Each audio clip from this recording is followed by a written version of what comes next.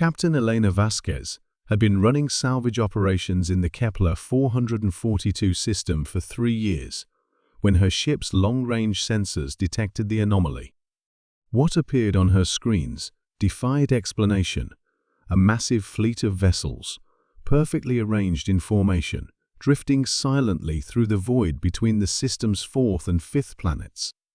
ARIA confirmed sensor readings. Elena commanded her ship's AI. Confirmed, Captain. 147 vessels detected. Configuration unknown. No energy signatures. No response to standard hailing frequencies.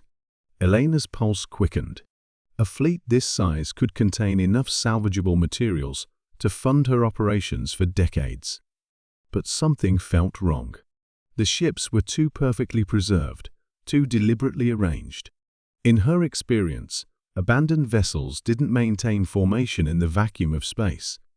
She maneuvered her salvage ship, the Stellar Reclaim, closer to the fleet. As the vessels came into visual range, Elena's breath caught. The ships were unlike anything in the database's sleek, organic curves that seemed to flow like frozen mercury, with surfaces that absorbed light rather than reflecting it. They ranged from small fighter-class vessels to massive dreadnoughts that dwarfed anything humanity had ever constructed. ARIA run a spectral analysis. What are these ships made of? Analysis complete. Material composition. Impossible, Captain. The hulls appear to be constructed from a crystalline lattice I cannot identify. The molecular structure suggests properties that shouldn't exist according to known physics. Elena docked with the smallest vessel in the formation. Her environmental suit registered breathable atmosphere as she entered the alien ship, though she kept her helmet sealed as a precaution.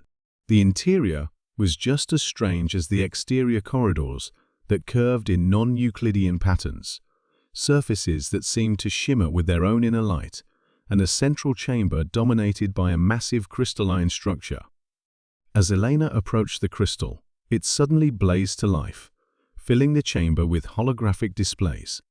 Symbols and equations materialized in the air around her, incomprehensible, yet somehow familiar. Then, without warning, images began flooding her mind. She saw the birth of the universe, not as humanity understood it, but as it truly was: a deliberate act, a carefully orchestrated explosion designed to create the precise conditions necessary for consciousness to emerge.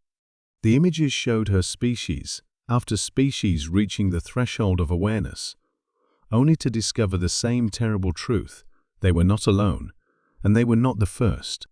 The fleet belonged to the architects, beings who had transcended physical existence eons ago. They had been the universe's gardeners, nurturing each emerging civilization, guiding their development from the shadows. But something had gone wrong. A cosmic event, a ripple in space-time itself, had shattered their carefully maintained timeline. Elena watched in horror as the images revealed the consequences. Every civilization that had ever existed, including humanity, was living in a fractured reality. The moment that had shaped all of existence, the precise instant when consciousness first emerged in the universe, had been broken, split into infinite variations.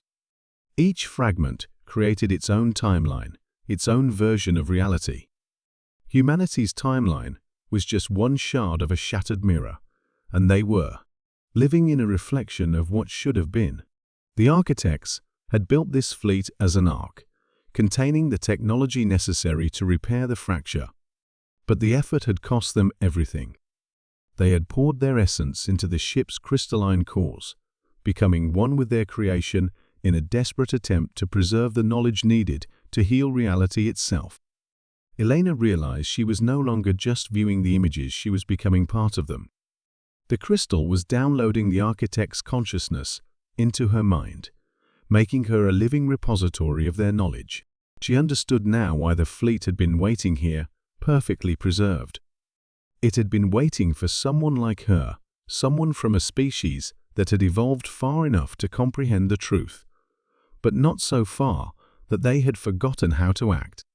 The weight of cosmic responsibility settled on Elena's shoulders. She now possessed the knowledge to repair the fundamental fracture in reality, to reunite all the scattered timelines into the single perfect moment that should have been.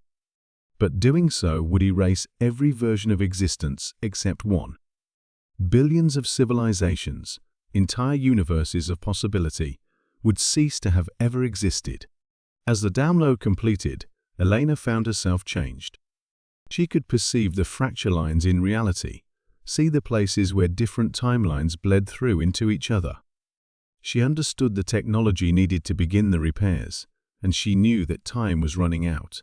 The fractures were expanding, and soon the damage would become irreversible. Standing in the alien chamber, surrounded by the crystalline minds of a dead race, Elena faced the most crucial decision in the history of existence. She could repair reality and create the universe as it was meant to be, perfect, unified, but singular. Or she could allow the fractures to continue expanding, preserving the infinite diversity of existence, but dooming all realities to eventual collapse. The architects had given her the power to reshape existence itself. Now she had to decide whether unity was worth the price of infinite possibility. Elena closed her eyes and felt the weight of every timeline, every variation of reality, pressing against her consciousness. In her hands lay the moment that had shaped them all, broken and waiting to be made whole. The abandoned fleet hung around her in the darkness, patient guardians of a choice that would determine the fate of everything that had ever been or ever could be. The decision was hers alone to make.